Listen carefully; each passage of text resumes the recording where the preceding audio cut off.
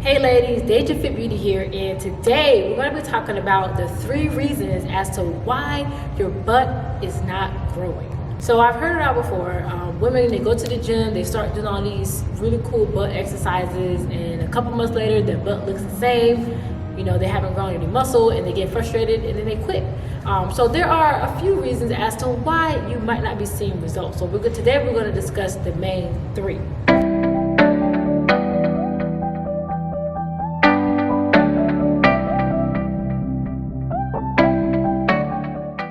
So the first reason is you might be doing the wrong exercises, or you might be doing the exercises wrong. So later on in the video, I'm going to demonstrate how to do these exercises the right way, okay? But the second reason as to why you might not be growing your butt is because frequency. You know, to really grow a muscle, you have to really put stress on that muscle. So typically for me, I have a leg day sometimes 2, sometimes 3 times a week if I really am trying to get some results with my glutes or with a client. It's all about frequency, okay? Working out your butt once a week, doing a couple of glute kickbacks is not gonna get the job done, ladies. It's all about frequency and putting some stress on that muscle. Third is you might not be ready to develop the muscle in your butt yet. And here's why. Most women, they're trying to lose weight, not gain weight. And for you to build muscle, you have to be in a calorie surplus. There's just no way around it.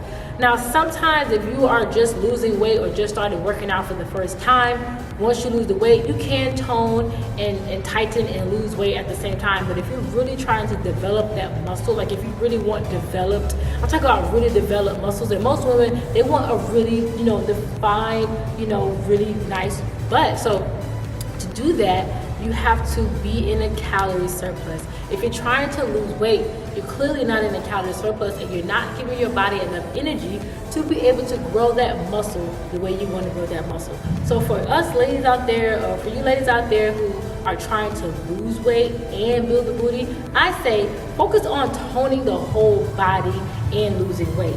Then once you get down to the weight you want to be, then we can focus on growth and developing those muscles. So going back to tip number 1 as to, you're probably doing the workouts incorrect, okay? So, I've seen this tons of times, lots of women, they go to the gym, you see them doing their little glute kickbacks, they might have a resistance band on, they're doing glute kickbacks on the Stairmaster, they're spending hours on end on the Stairmaster, or they're doing workouts with these little 5-pound dumbbells.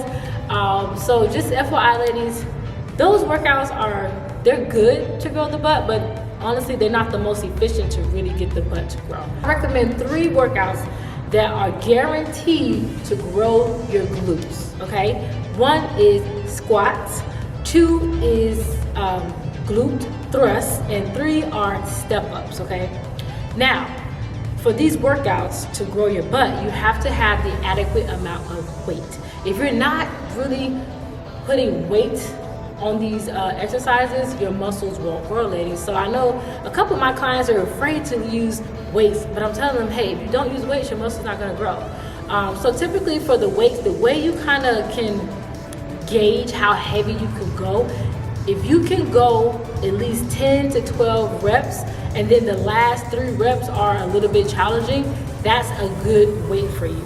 Now, if you're doing 10, 12, 15 reps and you're not feeling a burn, it's not getting challenging, then that means that weight is too light and you need to increase the weight. So typically with muscle building, you want to increase the weight every so often. I say about maybe every once a month or twice a month, go up in the weight. Like if you started with 10-pound dumbbells, go to 12-pound dumbbells, then go to 15-pound, 20-pound, until now all of a sudden you're squatting on a squat rack, squatting 150 pounds.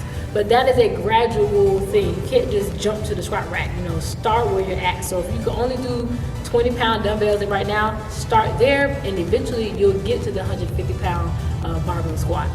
Here's how you do squats correctly, because a lot of times when I get a new client, the main thing I focus on is learning how to squat properly, because most people honestly are doing it wrong.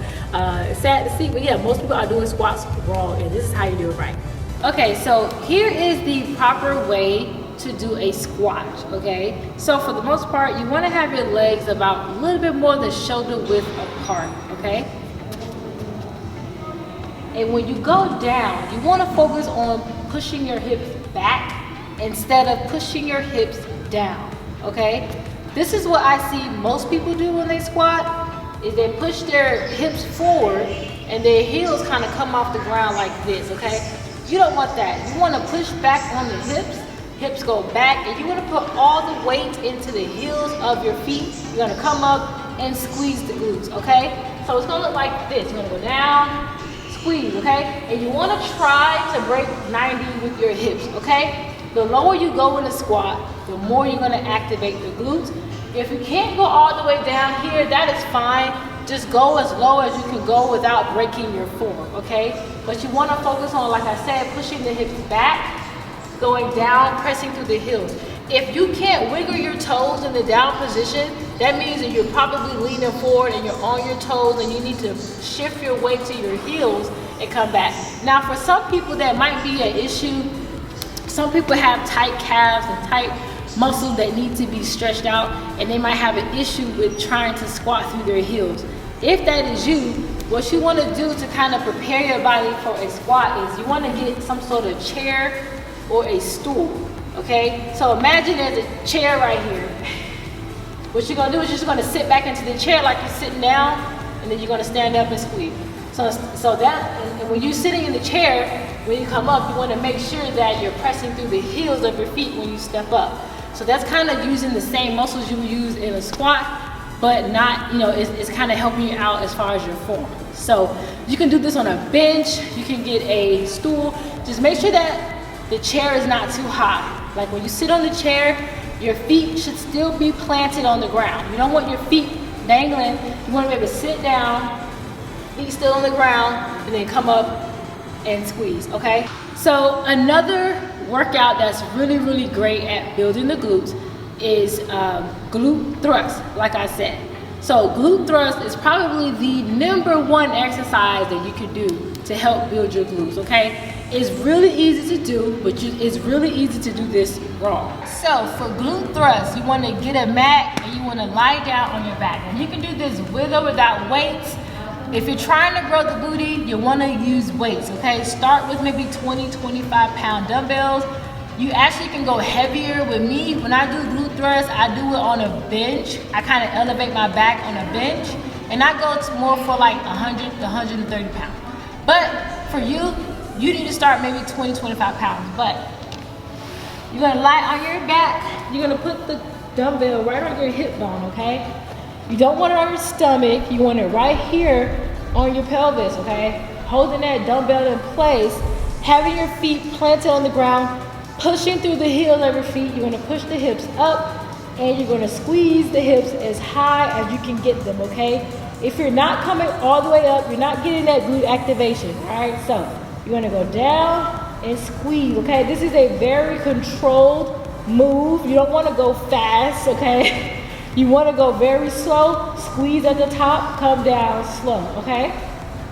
Now, if you can do like 10 to 12 of these and you don't feel anything, that means it's time for you to go a little heavier. So this is how you do a glute thrust on a hamstring curl machine. So you're going to find a lying hamstring curl machine. You're going to put the weight moderately heavy. I say for beginners, start at about 50 to 60 pounds. So you're gonna get under the bar until that bar is right on your hip bone.